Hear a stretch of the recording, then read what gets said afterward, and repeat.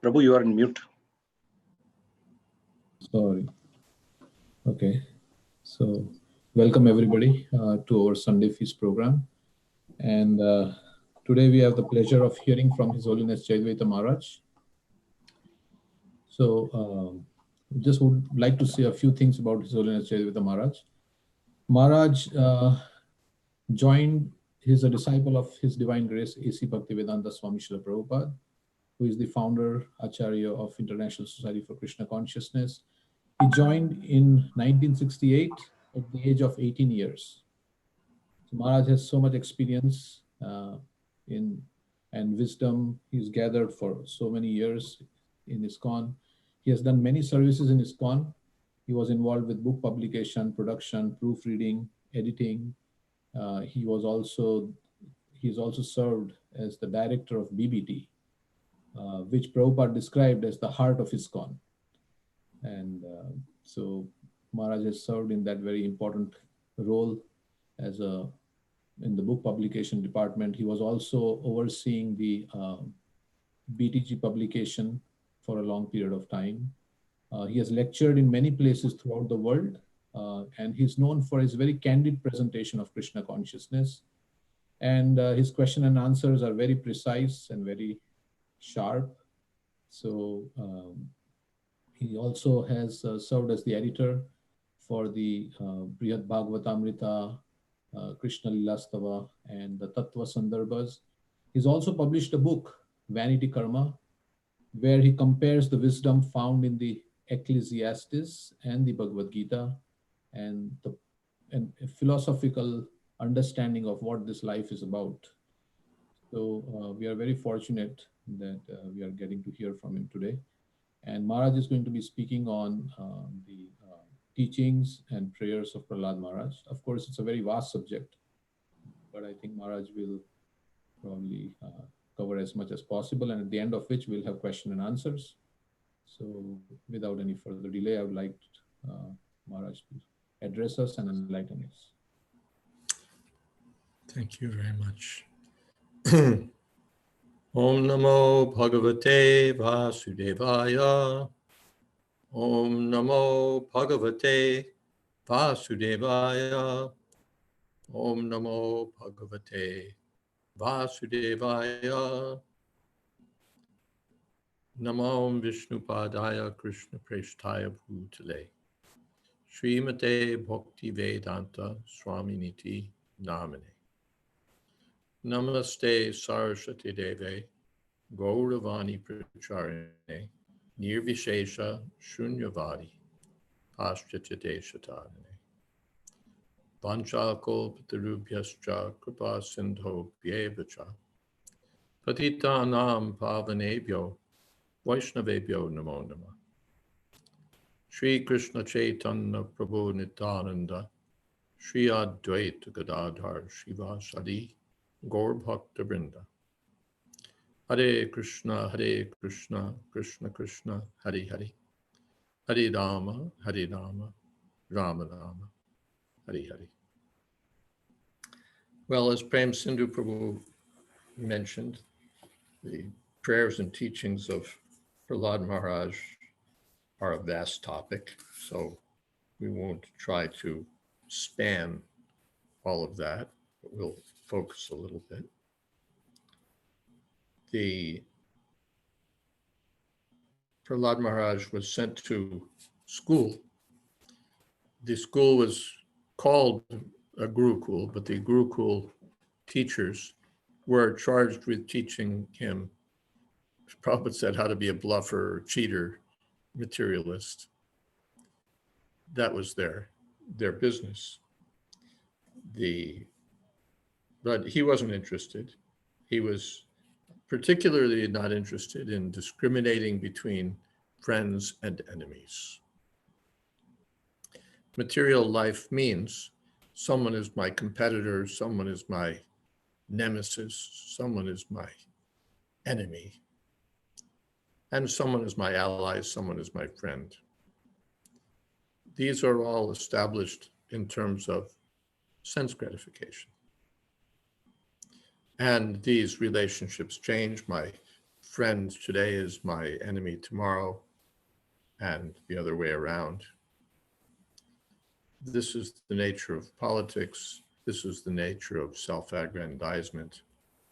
This is the nature of material life.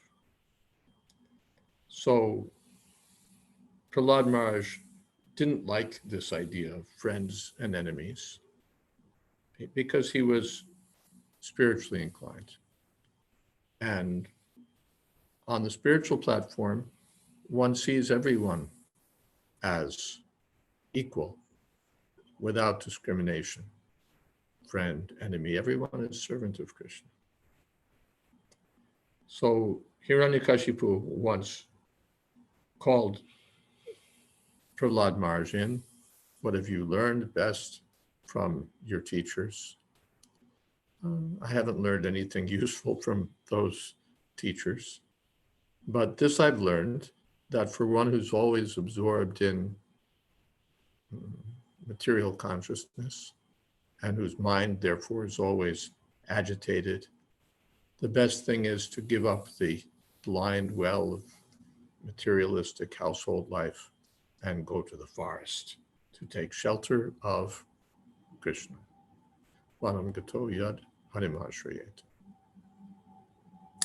So this was not a welcome response, and the Hiranyakashipu was quite unhappy about it. So he gave them back to the teachers with admonition that don't let this boy be polluted by anyone, some friend, or who knows what's going on over there. You teach him the right thing. So the teachers were trying to straighten out Prahalad Maharaj, but it was like trying to straighten out a dog's tail. He wouldn't be changed. So then again, Hiranyakashipu called him in, very affectionately speaking with him. And this time, the Prahalad began speaking in praise of devotional service. Shravanam Kirtanam Vishnu, Smaranam Padasevanam, Archanam Vandanam Dasyam, Sakyam Atmani Vedanam. So this again was not what Hiranyakashipu wanted to hear. Particularly, he didn't want to hear about devotional service to Vishnu because he saw Lord Vishnu as his enemy, and specifically as the person who'd killed his beloved brother, Hiranyaksha. So now he wanted to actually kill Prahalad Maharaj. So these things are going on. So before that point, the discussion regarding friends and enemies is relevant. In text 12, it's chapter 5, Sayada nuvrata pungsam pashubudhir vipidyate. Anya esha tatanyo ham iti beda gatasati. When the Supreme Personality of Godhead is pleased with the living entity because of his devotional service, one becomes a pundit and does not make distinctions between enemies, friends, and himself. Intelligently, he then thinks, every one of us is an eternal servant of God, and therefore we are not different from one another. In the previous verse, actually, he'd said, Parasvas checha sadgraha pumsam yan maya krita vimohita dhyam drishtas. Vimohita dhyam drishtas tasmai bhagavate namaha. Tasmai bhagavate namaha. I offer my respectful homage to Bhagavan, the personality of Godhead. Vimohita diyam, whose energy has deluded the living beings. Pumsam yan maya yakrita, by his external energy. Vimohita diyam, people's intelligence is vimohita, fully bewildered. And what is that bewilderment? Paraswa cha iti asadgraha. First of all, grabbing for what doesn't exist. Asat means that which doesn't exist, that which has no substance. Grihitva, what is that? Asad grahan, pravartante shuchivrita. Mohad, grihit vasad grahan, pravartante shuchivrita. In the Bhagavad Gita, it's said that this is the mentality of the demons. Mohad, because of bewilderment. Asad, grahad, mohad, vasagraha. Grabbing onto that which is impermanent, insubstantial, no good. Mohad vasagri, mohad grihit vasagraha, mohad grihit vasagraha. Yes. This is material life. So, asatgraha, trying to get happiness from intoxication, from illicit sex, from meat eating, from gambling, or even from ordinary material happiness, ordinary sex life, ordinary eating, sleeping, mating, defending. This is their business. Kamo papoga parama etavaditi nishtrita. They think there's nothing greater than this, nothing more important than this, nothing matters more than this. Kamo papoga parama. Sense gratification is what life is for. And in that relation, parasva cha iti. With using that as the criterion, we divide the world up into friends and enemies, or insiders and outsiders. Para means the outsiders, and sva, my own people. What is that in the Bhagavad Gita?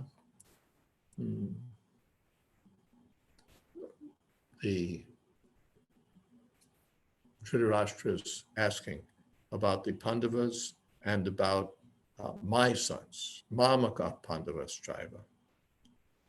Mamaka, my men, my boys, and Pandavas Chaiva, and the sons of that other person, Pandu, the rivals to the throne. So dividing the world up in terms of my own ambitions, my own purposes. So paraswa. Even my own family members can become enemies if they're in the way of my sense gratification. So paraswa, this is material life. So Prahalada says, I offer my respectful obeisances unto the personality of Godhead, by whose illusory energy people think in terms of these distinctions, friend and enemy, as taught to me by my so-called teachers. That means he's basically saying my teachers are all in Maya. They're bewildered. Otherwise, how would they be teaching this rubbish? Sa yadu sa yada anuvrata pumsam pashu buddhi vividyate.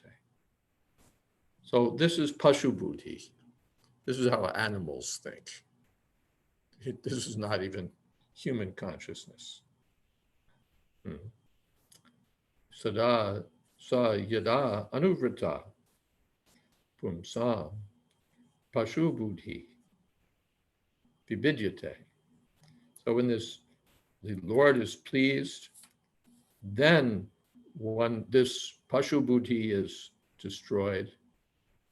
Anya esha tatanya ham. They're the outsiders, we're the insiders, we're the ones who are in power, they're the ones we have to keep down. They're our friends, they're our enemies. Anya esha tata anya aham. Iti bheda kata asati. This is disastrous. Asati means, Prabhupada gives it here as disastrous. We're not different from one another.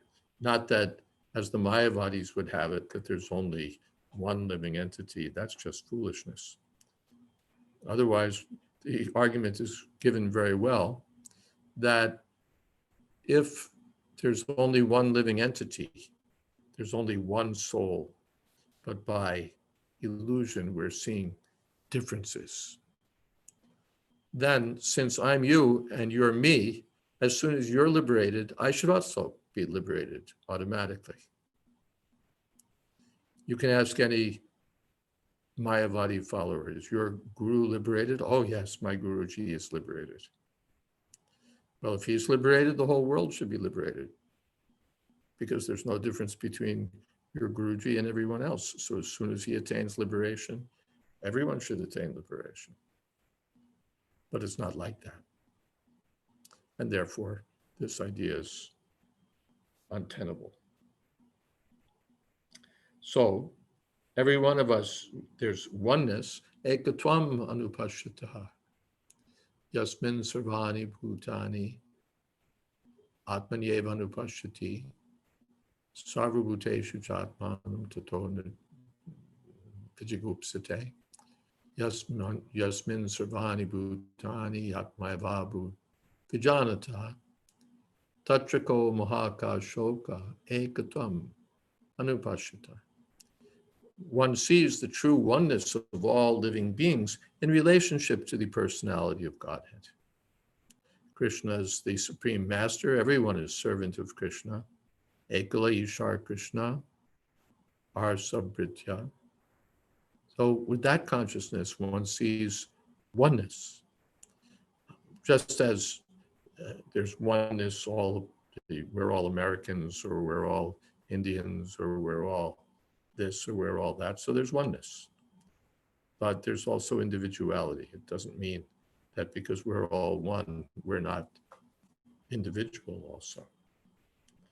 But the oneness is eternal oneness, the oneness that belongs to the spirit soul, not oneness on the basis of this body, because that oneness is based on something temporary, something unreal, insubstantial, where we make solidarity, my country, my company, my family, my this, my that, and none of it is substantial. None of it is substantial.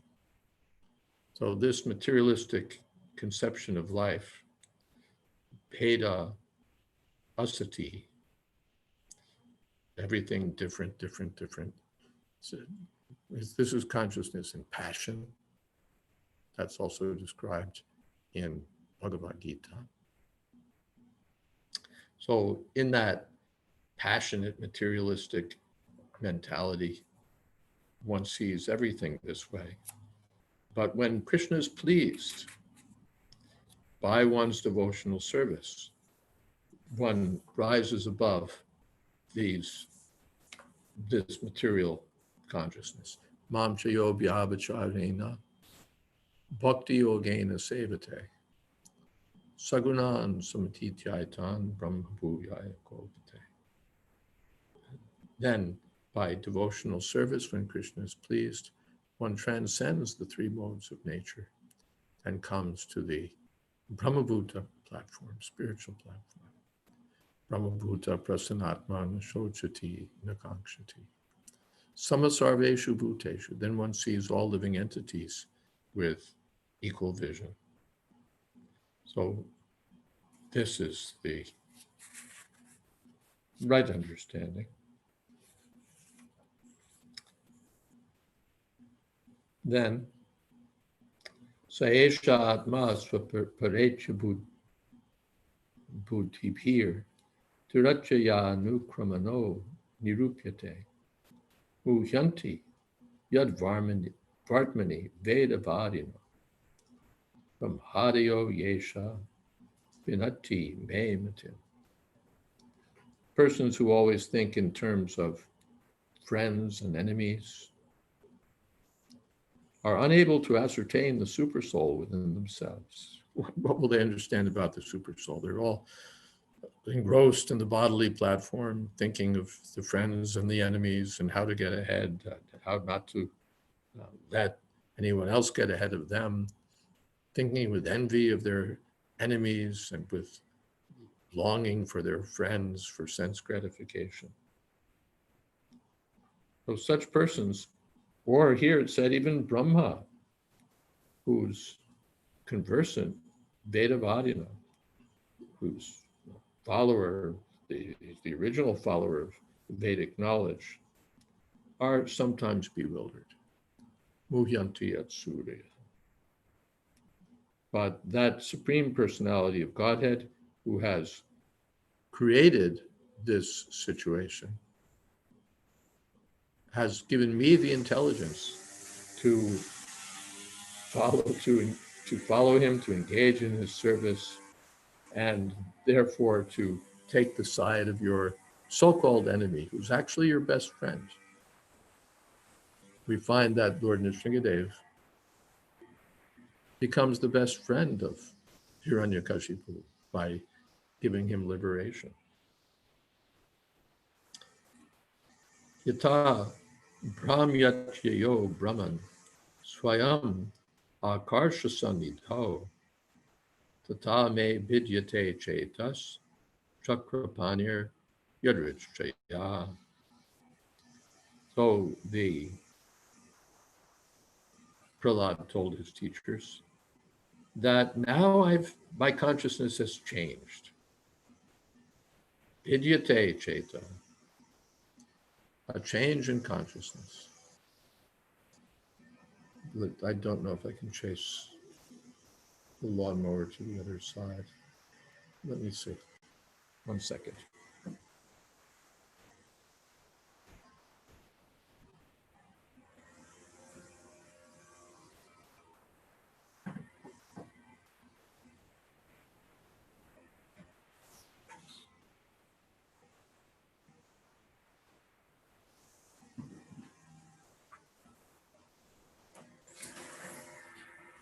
Hey, Prabhuji. Oh, Prabhuji. Hey, Prabhuji. Haribo.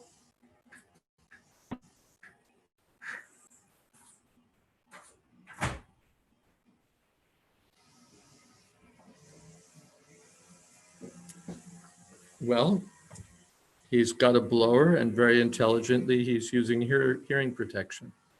Because he's using hearing protectors, there's nothing I can say to him. But I've closed the window. Let's see if that helps a little bit. So, Yata Brahm Yat Yo Brahman Swam Akarsha Samito. Tata me Vidyate Cheta. So this is the effect of Krishna consciousness, by the association of devotees, by hearing, by chanting, by remembering Krishna. One's consciousness changes, one's life changes, everything changes. The material life means spoiling one's life, spoiling the opportunity of the human birth, chasing after something which doesn't exist, mohad grihid pasad grahan, getting involved in sinful activities and their reactions. But if one, by good fortune, comes in touch with a bona fide spiritual master, the association of devotees, holy name of the Lord, then everything can change. bhidyate. Then what happens? One becomes attracted. Yadrichchaya. Yadrichchaya means automatically. And Yadrichchaya also means by his will. Yadrichchaya can mean automatically. Yadrichchaya cho papannam svargadvaram apavritam. Or here, Yadrichchaya, by his will, by Lord Vishnu's mercy. Guru Krishna Prasade Pai Bhakti Lata Beach. If one gets the mercy of Krishna, then one becomes attracted to him. Yata Brahmyati Ayo Brahman. Oh, so-called Brahmanas, Brahmabandhus, Shandarnamarka. The Akarsha Sannidho. When iron comes near a magnet, the iron is automatically attracted. It's just the nature of magnetic force and the nature of iron that when the iron is near the magnet, it becomes attractive. So, tata, in a similar way, me pidyate chetas, my consciousness has changed. Now I'm attracted by Chakrapani, the Supreme Personality of Godhead who carries a wheel in his hand. So don't blame me. It's not my fault. Automatically I'm attracted. For iron to be attracted by a magnet is natural. Similarly, for all living entities to be attracted toward Krishna is natural. And therefore the Lord's real name is Krishna, meaning he who attracts everyone and everything. Everyone and everything. In Goloka Vrindavan, Krishna is playing his flute. The animals are being attracted, the gopis are being attracted, the peacocks are being attracted, the other birds are being attracted, the trees are being attracted. So all the living entities. Then the Jamuna is being attracted, the stones are melting, the living and inert beings are all attracted to Krishna, everyone and everything. The elderly persons like Nanda Maharaj and Yashoda Devi, the friends like Sridham, Sudama, and the other cowherd boys, the gopis like Srimati Radharani and her associates, and even the birds, beasts, cows, and calves are attracted. The flowers and fruits in the gardens are attracted. The waves of the Jamuna are attracted. The land, sky, trees, plants, animals, and all other living beings are attracted by Krishna. This is the natural situation of everything in Vrindavan. This is pure consciousness, to be naturally attracted toward Krishna. Krishna is attractive, and the devotees are spontaneously attracted. Just contrary to the affairs of Vrindavan is the material world, where no one is attracted by Krishna, and everyone is attracted by Maya. This is the difference between the spiritual and material worlds. Hiranyakashipu, who was in the material world, was attracted by women and money, whereas Prahalada Maharaj, being in his natural position, was attracted by Krishna. Replying to Hiranyakashipu's question about why Prahalada Maharaj had a deviant view, Prahalada had said that his view was not deviant, for the natural position of everyone is to be attracted by Krishna. Hiranyakashipu found this view deviant, Prahlad said, because of being unnaturally unattracted by Krishna. Hiranyakashipu therefore needed purification. So this is Sa Nisha Sarvabhutanam Tasyam Jagrati Samyami Tasyam Jagrati Bhutani Sa Nisha Pashato Mune. What the materialist thinks is day, the devotee thinks is night. What they think is night, we think is day. To be naturally attracted to Krishna is the healthy condition of the living being. But the materialist thinks that something's wrong with him. He just wants to chant Hare Krishna. He doesn't care about material progress, material advancement. But Prahlad Maharaj says, this is my natural position. And when you're purified, you'll be in that natural position. As soon as one is purified of material contamination, he's again attracted by Krishna.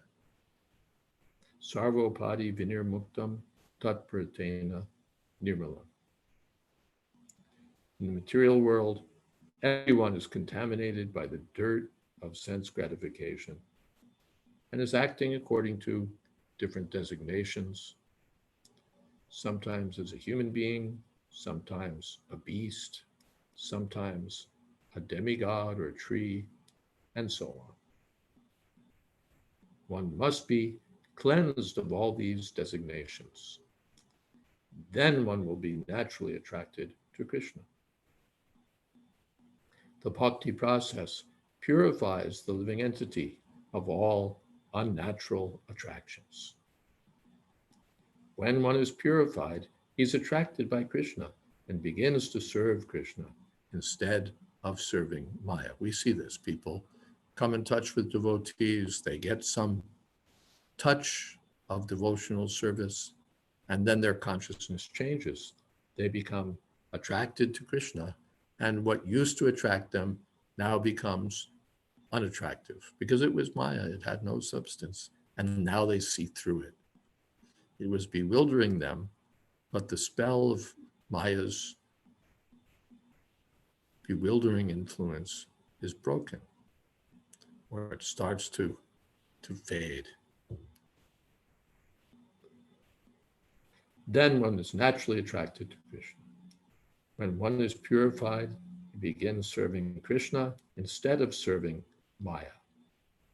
This is his natural position.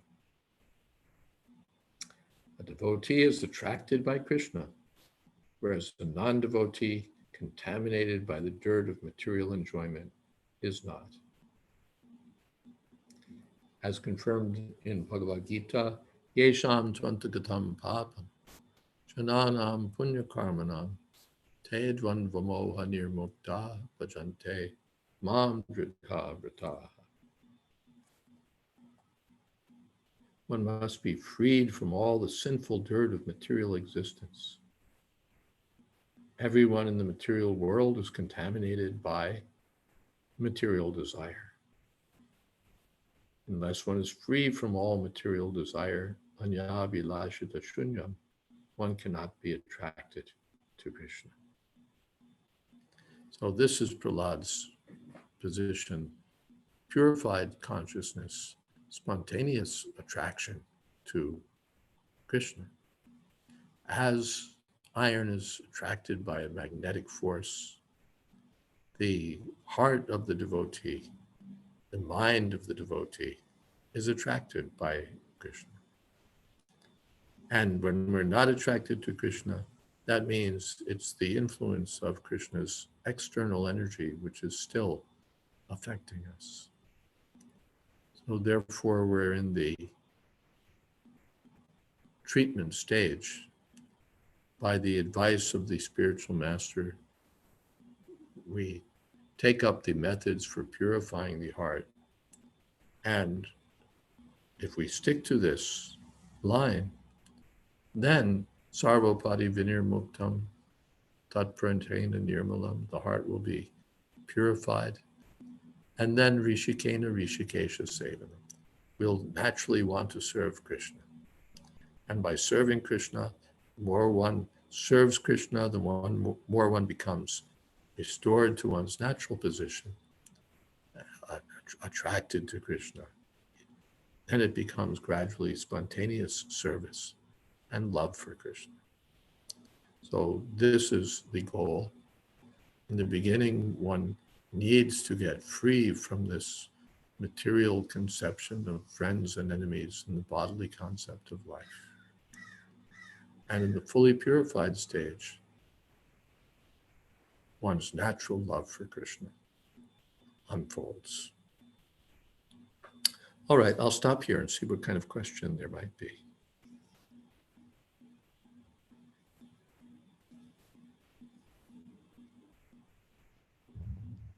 Hare Krishna. Maharaj. Hare Krishna. Yeah, Hare Krishna Maharaj. Thank you so much, Maharaj, for explaining so far so wonderfully. My question is that you mentioned in Who are you, first of all? Where are we? Who's speaking? Hare Krishna. Okay, Hare Krishna. My name is Alan. I'm Shesha, right? So Maharaj, so one question that I had was that you mentioned that a devotee who is attracted to Krishna is not running behind material progress. So, but also at the same time, we should not neglect our material duties. Now, material duties meaning, going to job, working and stuff. And in current day and age, the working environment is such that if you are stagnant, then, again, you are out of job, or like you always are expected to do well, perform well, and make progress. So now, how can one continue to do material duties without um, making it look like, or making an effort of making material progress? And Well, still, that's up to you. There are various strategies for doing that. One is you can say, well, this is what I need to do. I have to work and I have to progress and I have to really be into it and compete and push hard. And that's the necessity. So I'll do that. And at the same time, I'll chant Hare Krishna and I'll read Srimad Bhagavatam, associate with devotees. So Ma Manusmara Yudhyacha, I'll continue these things and fight. Or another strategy, yes. Another strategy is that you can look to pull out of the whole business. Do I need to be working in the cities, competing in all of this heavy pressure environment? Can I radically change my life? Just like I was seeing someplace that in this pandemic, some people who live in New York City just redid their priorities. They looked and said, wait a second, I'm living packed up with all of these people in this hot zone city, and I'm paying what per month for a little apartment? 3,000, 5,000. And for that, I have to work so hard and spend so much money on transportation also, and so many things. So they looked at it and said, I'm moving out of the city. People were snapping up houses in upstate New York like anything. Maybe they're still doing that.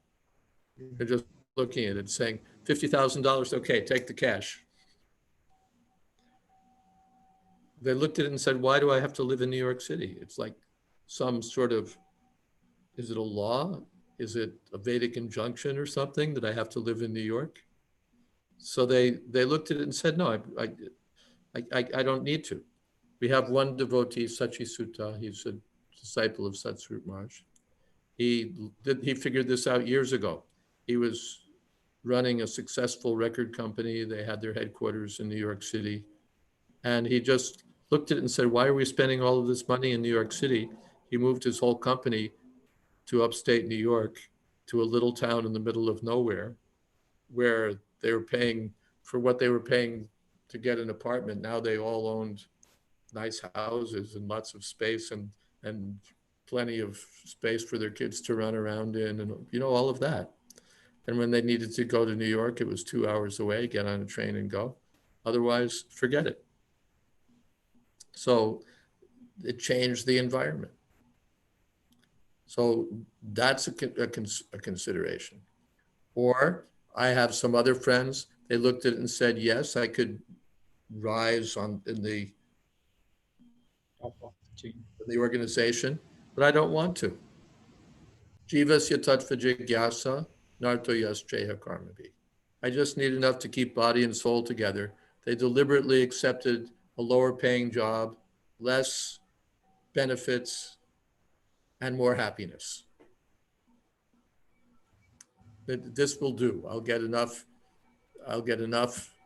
to keep body and soul together, and I won't be owned lock, stock, and barrel by people who want my body and mind 18 out of 24 hours a day. So that's another approach.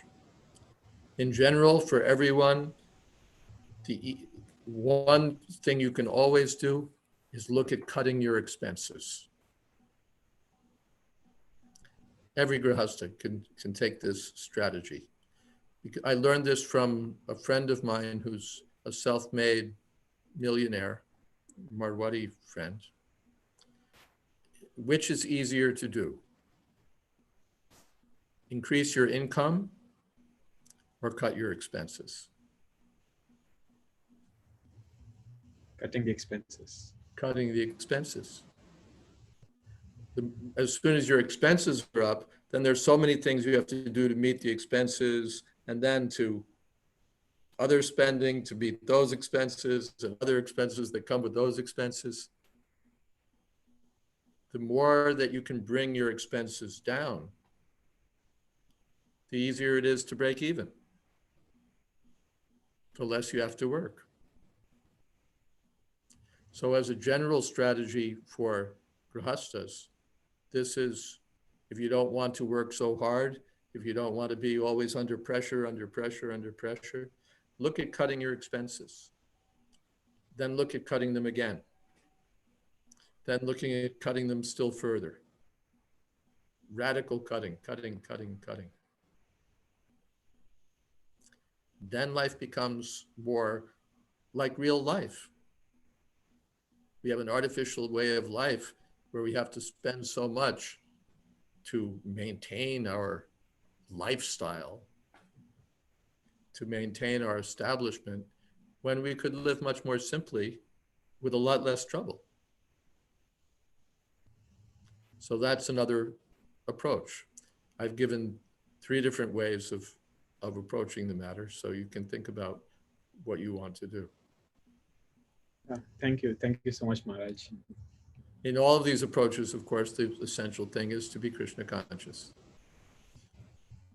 And another thing is that keep in mind that you're only going to be doing this for a short time, because grihastha life is for like 25 years. So after that, you want to be able to pack it in and be out of the job market entirely. So you want to make your plans accordingly. Not like I have to plan for the next 100 years, but I'll do this for some time for the sake of family maintenance. And then family life starts to disappear. And you can think about how you can close up shop when the time comes. And you can be planning for that in advance. That also has value. Is that okay? Yes, wonderful. Thank you so much, Maharaj. Yeah, I mean, internally we know where the problem lies. It's when we cut down the expenses. When we have to cut down the expenses, is because it's not happening because our attraction to things which are not needed in our lives, like That bigger. attraction to things that are not needed, and just a sort of, we buy into the myth that this is what we need. We look around and we see what other people are doing. We look around and see even what other devotees are doing. We look around and see what life is like around us, and we say, well, I guess that's what I'm supposed to do. But why is it what I'm supposed to do?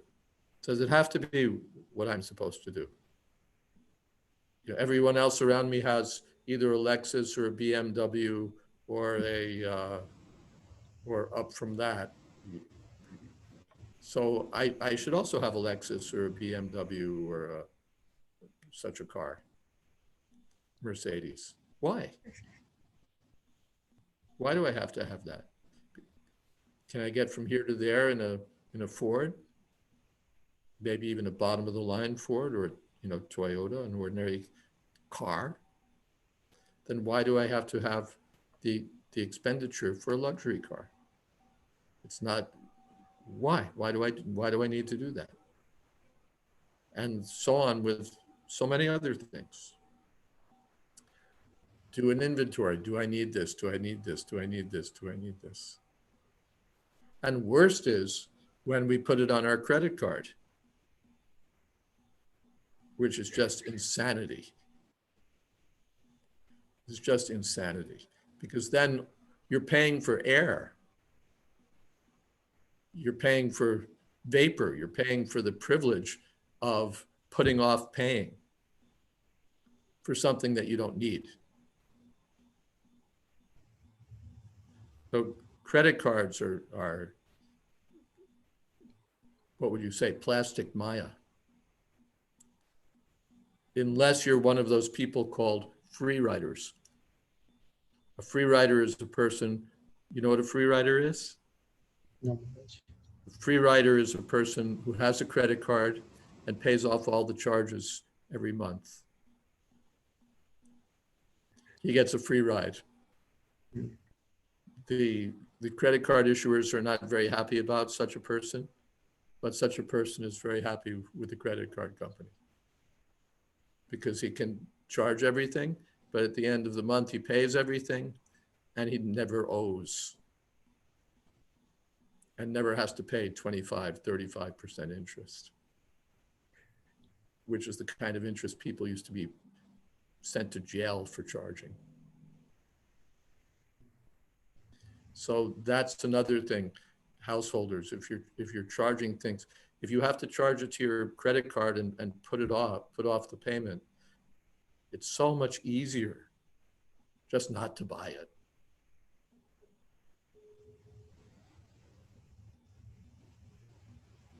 So in various ways, cut, until life starts to look like normal. Simpler. Is that all right? Yes, thank you so much, Maharaj. Something else? Another question? Hare Krishna Maharaj. This is I just thank you for the class for the lecture. I had a question about we when we were discussing we as a family we were reading the 7th chapter as well, and we came upon this verse on text 42 where in canto 7 chapter 7 text 42. And when Prahalada Maharaj is saying, actually, however, one is happy as long as one does not endeavor for happiness. As soon as one begins his activities for happiness, his conditions of distress begin. So I was thinking about this. So the concept of happiness, could the concept of happiness be the absence of distress to one point? And then if you go further into happiness, then does true happiness come in? And my question is basically, what is the nature of true happiness, not just absence of distress? Yeah, good question. Absence of distress is just that. It's absence of distress. and feels like happiness because, you know, if they're like when they, what's the old punishment where they take some thief or wrongdoer and push them in under the water. Waterboarding. Well, waterboarding is something else. That's the modern torture. But the old way, what were they called? Dunking stools in America. And there was a similar punishment in India. Basically, you take the person, and it's not waterboarding, which is a more sophisticated thing, but you just push him under the water till he's practically dead or thinks he's going to die. And then you pull him up for a moment and then you push him down. So it's a kind of punishment. Waterboarding is more sophisticated. But so that moment of relief is perceived as great happiness. But it's not really happiness, it's just relief from distress. So of course, that's the beginning. Not to be in distress, that's progress. But that's not happiness, that's just relief. Real and this is the Mayavad position. They recognize that the world is dukhalaya, it's a place of distress, and so they want moksha, liberation from distress. But the only way they know to get that is to achieve that, I have to get free from desires. So to get free from desires, they think I should obliterate my individuality. If I get free from my ego, which is the source of these desires, then I'll be free from distress. But they don't know that there's a purified ego, which has spiritual desires and which is capable of experiencing real happiness. The illusory happiness of the material world is the source of distress. But the desires for devotional service are the cause of spiritual happiness. There's a verse, Hari Bhakti Shuddhodaya, that the happiness of devotional service is so vast that that it seems like an ocean of happiness, in comparison to which the happiness of impersonal liberation seems like the few drops of water in the hoof print of a calf. There's little happiness, or yes, there's a little happiness, but that happiness is nothing compared to the happiness of serving Krishna. Is that all right? Yes, Maharaj, thank you very much. Thank you. Maharaj, I have a question. Dandavat pranams. Thank you for Hare the Krishna. class. Hare Krishna. So this was in the course of hearing actually your answers to some other questions. So there's a verse that's also in the 7th canto, but it's after Prahalad's pastimes, but it's Canto 7, Chapter 14, verse 6. Gyataya pitaro putra bhratara surido pare yad vadanti yad ichanti chanumodeta nirmama. An intelligent man in human society should make his own program of activities very simple. If there are suggestions from his friends, children, parents, brothers, or anyone else, he should externally agree, saying, yes, that is all right. But internally, he should be determined not to create a cumbersome life in which the purpose of life will not be fulfilled. And there's no purport to this verse. So that certainly sounds convenient, but it also sounds a little bit hypocritical. So could you expand on that? Well, it's very good that you've found that verse. It's really to the point. The relatives, the friends, they're always saying more. You can do more. Especially the father-in-law, mother-in-law, you can do more. So anumodeta, he should agree. So this is not conspicuous hypocrisy. This is Indian civilization. Yes, yes. Yes, yes. Or you could say it's a way of avoiding conflict, right? It's a simple, just like somebody says, how are you? And you say, fine. I see. Yeah, yeah. Right. You don't say, well, actually, I just got my tests back and, you know, I've got a problem with this. I've got a problem with that. I'm taking something for this and something for that. That wasn't really the question. Really, it was just, hello, how are you doing? Right, right. It's not genuinely a question about your medical history. Mm-hmm. So similarly, yes, yes is not exactly a lie, but it's a convenient social noise, social sound, Mm-hmm. by which we avoid conflict, even though we intend to do what we intend to do and not listen to the suggestion. I see. So it's just basically being civil, you know. It's being civil. Yeah. Rather than say to my father-in-law, are you crazy? Do you think I'm going to work 25% more just so that I can have a bigger house that I don't need because I've got enough already with this one? And no, you do need, no, you don't need. Why do I want to get into that? Yes, yes, what you say is all right.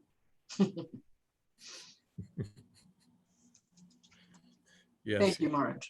Thank you. But it's really valuable. Internally, he should be determined not to create a cumbersome life in which the purpose of life will not be fulfilled. Simplify, simplify, simplify, simplify. The more one can live simply, an intelligent man in human society should make his own program of activities very simple. The whole world is meant to make our life complicated. Everybody is pushing, credit card companies, free trial, no annual fee, da, da, da, da, da, da, da. Anything to catch you and entangle you. The whole online media is just to grab you and keep you involved. Everything to make our life complicated. But an intelligent person should make his life simple. The more we make our life simple, the easier it is to live and be happy and be Krishna conscious. Good verse, thank you. Something else? Hare Krishna, Maharaj. Please accept our humble obeisances. Let's see who you are and where you are. You have to speak louder, that's the first thing. Hare Krishna, Maharaj. Hare Krishna.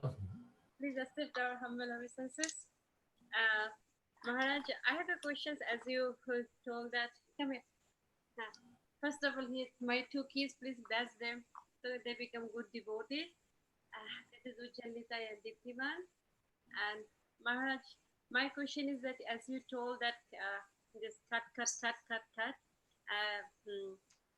expenses, one, and as Grihastha, and so 25 years and then Banpastra. But another question, is it okay, Maharaj, if I asking my husband about I need better accommodations or something, because so that I can take care the devotees nicely. I want sannyasi come stay our house or get the association. With that mentality, if my pushing my husband, that is okay, or I have to cut. I cannot.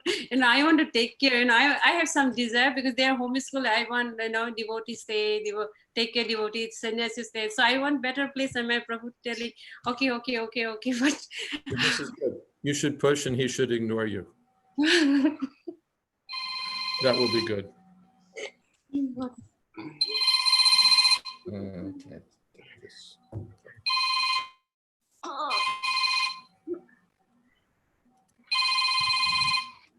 Yes, you should push and he should ignore you. That's very good. No, so yeah, that's like, yeah, sometimes I think I shouldn't do that. I should stop so that he gets relaxed. But on the other side, I'm thinking, if it's never going to happen if I don't push. So. But I mean, you can consider, but I see that sometimes in the name of having more space for sannyasis and devotees, we just increase our own establishment. Yeah. And sannyasi visits, one day in every 3 years or whatever it is. And meanwhile, we've increased our expenditure and we've made our life more difficult. So my phone doesn't seem to believe that it was told to be quiet. Oh, I see, it was told to be quiet till 12:30.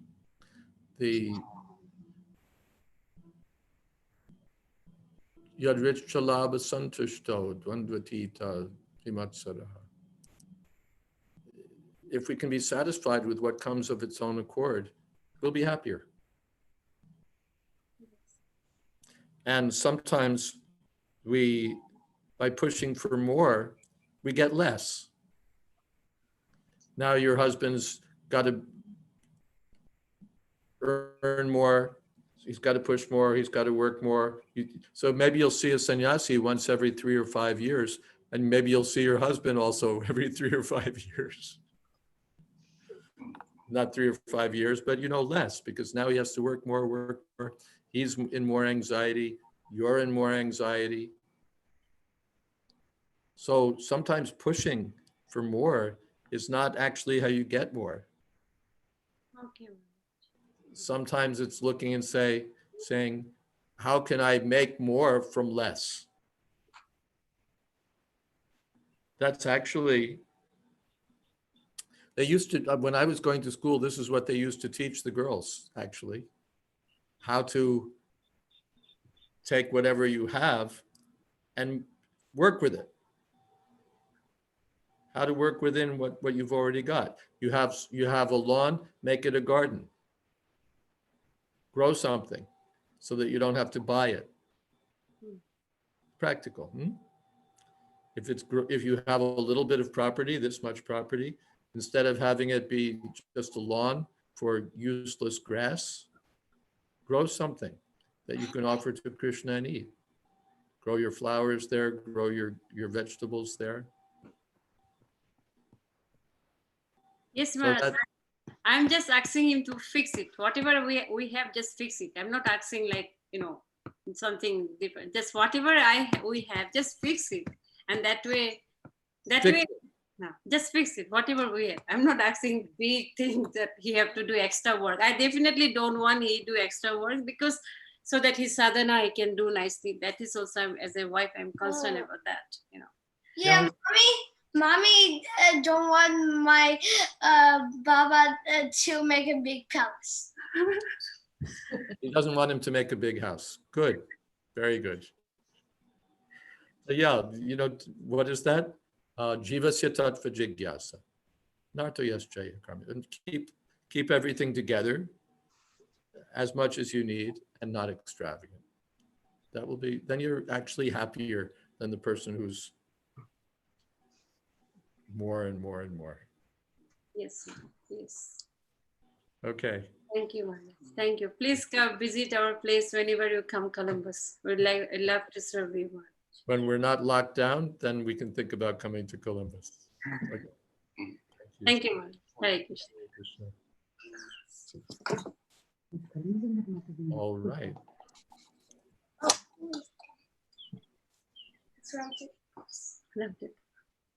Yes.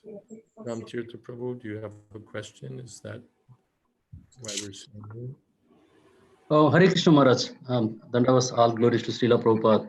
I was about to ask about the question that, there are some people who want to serve with whatever the little they have, and some people want to endeavor more so that they can serve more or serve better in different ways. But you answered the question while answering Kalini Sundari Mataji. So that's what I was about to ask. But there are some devotees, maybe it's a justification that I want to work more, make more money, so that I'm doing it for Krishna. It's not for my sense gratification. So how do we understand that? Well, if you're working more and really giving more money to Krishna, that's not bad. But is your material establishment also have to increase at the same time? Everything's for Krishna, of course, for Krishna, but is it for Krishna? If it's for Krishna, then Krishna should be the enjoyer of all the results. But usually there's some overflow. That I'm, working for Krishna, he's my partner, but both partners are supposed to profit here. So it's not wrong. Householders are allowed to work and earn and use their earnings to maintain themselves and serve. So, and some people, everyone's different. Some people will be at this level. Some people will be at that level just naturally. When we say Yadrich Chalaba Santo, for some people, prosperity comes automatically. They become very wealthy even. And for some people, it doesn't come. So one should be satisfied at one's own level and not try to crash into the big leagues, as it were, and complicate one's life. The more one can live simply, the happier one will be, and save the time, one's time for Krishna consciousness. Thank you, Maharaj. Thank you. Hare Krishna. Anything else? Okay. There's maybe, if I can ask something. So Prahalada Maharaj is saying we should not distinguish between friends and enemies like that.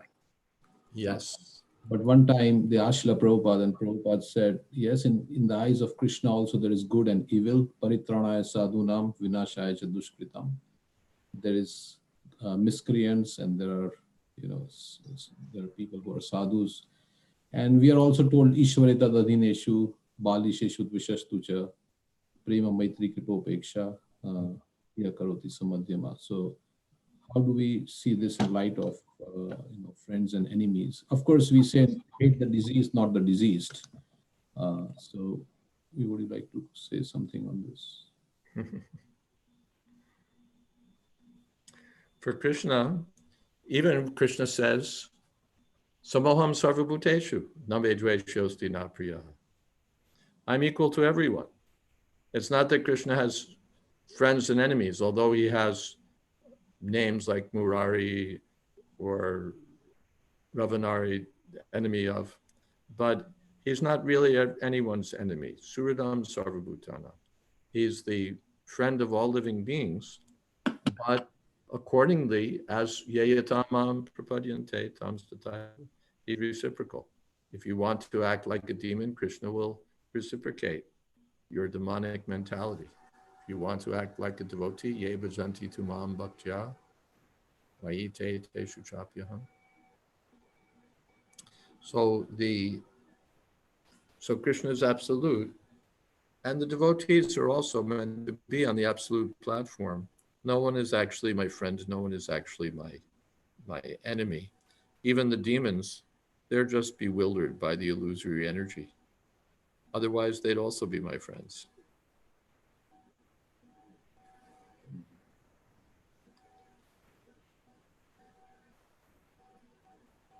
Thank you.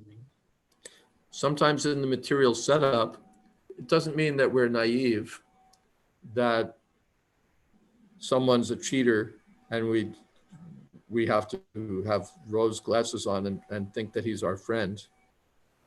The Prabhupada used to quote Chanakya that with the cunning, we have to be cunning. But that's temporary. Temporarily, he's taking the position of enemy, so I have to recognize that and I have to deal with that. But I have to keep in view the spiritual position. Is that all right?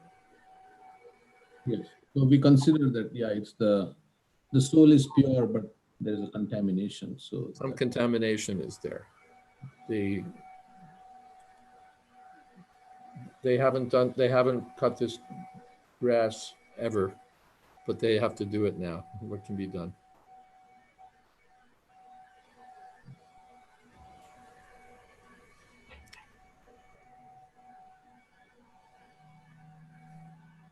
The whole focus of material life, friends, enemies, everybody's aligned that way. But the Krishna conscious person remains fixed in Krishna consciousness. And so he doesn't, even if a person becomes his enemy, he doesn't think, yes, now we're enemies. He sees on the spiritual platform.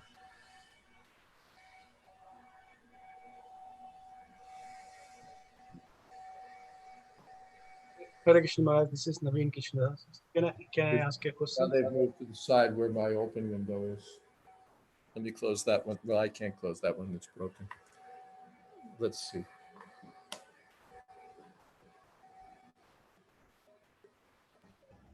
Hey Prabhuji, class raha hai itar. So thoda baad mein. Can you do this 15 minutes later on this side? Thank you.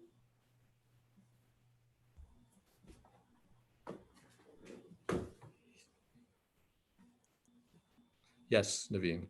Hare Krishna Maharaj, I didn't know that you speak Hindi. Ho sakta. So I was actually thinking what Prem Chandra was asking. That was in my mind too. But in fact, I even written it down, but I didn't ask. But Prem Chandra asked, I said, okay, I can add some more thing. So when Parikshit Maharaj is saying his gurus, is the sons of Sukracharya. So I don't like to be taught that who is my enemy and who is my friend. So at the same time, when it comes to Krishna consciousness, the devotee's life, Maya versus material world, spiritual world, there is a discrimination. There is a discrimination. Oh, okay. Sorry. Excuse me one moment. Just tell him I'm finishing up a class and then he can come. Not for 1 hour? No. A few minutes. Sorry, go ahead. No problem. So Maharaj, should I repeat the question again? Yes, please start again. Yeah, so when Prahalada Maharaj was thinking that I don't want to learn who is my friend, who is the enemy, that's what his guru was teaching. So he didn't want to discriminate because everything is my friend, because everything is coming from Krishna. I love Krishna, everything is coming from him. So I want to say I have an equal vision.